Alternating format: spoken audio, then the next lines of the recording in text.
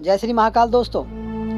आज हम बात करेंगे माँ ब्रह्मचारिणी की साधना के बारे में। बड़ी अद्भुत साधना है। इनकी तपस्या करने से, इनकी आराधना करने से विजय मिलता है हर कार्य क्षेत्र में।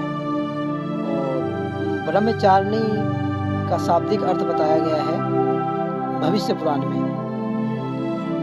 ब्रह्म का अर्थ होता है तपस्या और चारिणी का मतलब है आचरण करने वाली। इस प्रकार ब्रह्मचारिणी का अर्थ होता है तप का आचरण करने वाली। ब्रह्मचारिणी स्वरूप में माता बिना किसी वाहन के नजर आती है। माँ ब्रह्मचारिणी के दाएं हाथ में माला और बाएं हाथ में कमंडल रहता है।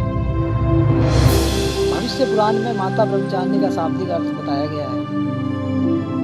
जैसा कि मैंने बताया कि ब्रह्म का अर्थ होता है तपस्या और चारिणी का मतलब होता है आचरण करने वाली। इस प्रकार ब्रह्मचारिणी का अर्थ होता है तप का आचरण करने वाली। ब्रह्मचारिणी स्वरूप माता बिना किसी वाहन के नजर आती है। दाएं हाथ में माला और बाएं हाथ में कमंडल रहता है। माँ ब्रह्मचारिणी की कृपा से सर्वत्र सिद्धि और विजय प्राप्त होती है। कठिनतम परिस्थितियों में भी मन कर्तव्य से पथ से विचलित नहीं होता। इनकी कृपा से आराधना करने से तप, त्याग, वैराग्य और सदाचार संयम की वृद्धि होती है। इस दिन साधक कुंडलिनी शक्ति को जागृत करने के लिए साधना करते हैं। माँ ब्रह्मचारिणी की कृपा पाने के लिए नवरात्रि के दूसरे दिन पूजा की जाती है विधि पूर्वक और श्लोक का जप किया जाता है। आप चाहे तो ये श्लोक से भी आप माता की आराधना कर सकते हैं। या देवी सर्वभूतेषु माँ ब्रह्मचारिणी रूपेण संस्थिता नमस्तस्यै नमस्तस्यै नमस्तस्यै। हे माँ सर्वत्र विराजमान और ब्रह्मचारिणी के रूप में प्रसिद्ध अम्बे, आपको मेरा बारंबार प्रणाम है, अथवा मैं आपको बारंबार प्रणाम करता हूँ। इस प्रकार आप माता की आराधना कर सकते हैं नवरात्रि में। और जो लोग नवरात्रि के अलावा किसी और दिन करना चाहें तो भी साधना कर सकते हैं। अब मैं बात करता हूँ विधि विधान के बारे में। तो आइए हम जानते हैं विधि विधान के बारे में। तो माता की विधि इस प्रकार है। चाहे तो आप नवरात्रि के दूसरे दिन से इस साधना को स्टार्ट कर सकते हैं। यह साधना 21 दिन की है और इसे करने के लिए आप किसी भी शुक्ल पक्ष की शुक्रवार से आप स्टार्ट कर सकते हैं। नवरात्रि में तो आप किसी भी दिन स्टार्ट कर सकते हैं, उससे कोई दिक्कत नहीं है। और एक बाजूट होना चाहिए, सफ़ेद आसन होना चाहिए और सफ़ेद वस्त्र आपको पहनने हैं। सात्विक आहार लेना है। यह साधना 41 दिन की है, 41 डेज तक आपको परहेज करना होगा। प्याज लहसुन से दूर रहना होगा और सात्विक आहार होगा आपका। और जो व्यक्ति साधना वो करना चाहे तो वो कर सकता है। का मंत्र मैं आपको बता देता हूँ, इस प्रकार है।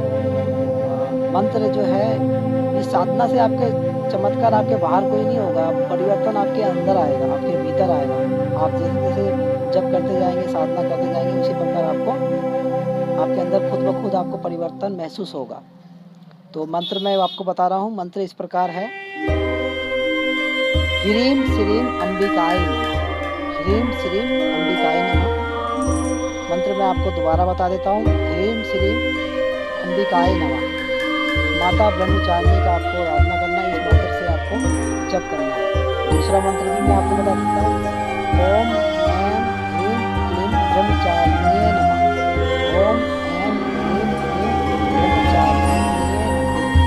इस प्रकार आप इस मंत्र से आपको आराधना करनी है। दोनों में से आप कोई भी मंत्र आपको जो अच्छा लगे आप उसमें उसका आश्रय ले सकते हैं, जप कर सकते हैं। 108 माला आपको कंटिन्यू करना है 41 दिन तक। और 42वें दिन आपको 11 माला से आहुति करनी है। आहुति खीर की होगी, खीर से आपको आहुति करनी है। एक बार आप इस साधना को कर लेते हैं, आप अपने कर्तव्य मार्ग से पीछे नहीं हटेंगे। आपके अंदर एक नवीन तेज, एक उत्साह का निर्माण होगा और असत्य वृत्ति का वृद्धि होगी। और आपके अंदर जो बुरे विचार हैं उसको आप नष्ट कर पाएंगे। अब आपके ऊपर है। ये साधना में बड़ी मुश्किल से रिसर्च करके मैं लेके आया हूँ आप लोगों के सामने। तो ये साधना को आप कैसे अपना जीवन सफल कर सकते हैं। तो पहले आप इन सब साधनाओं को कीजिए।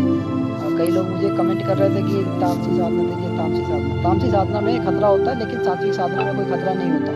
सात्विक साधना जो है यहाँ तो कल्याण करती है, परलोक में भी कल्याण करती है। तो इसी के साथ मैं ध्यान देता हूँ। नेक्स्ट साधना में लेके आऊँगा बहुत जल्दी। तब तक के लिए जय श्री महाकाल।